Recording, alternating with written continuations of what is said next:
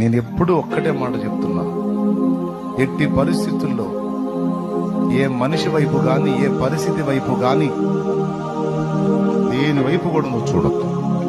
నువ్వు ఆయన వైపే నీ దృష్టి నిలుపు. అప్పుడు పరిస్థితులన్నీ నీ వెనకుంటాయి.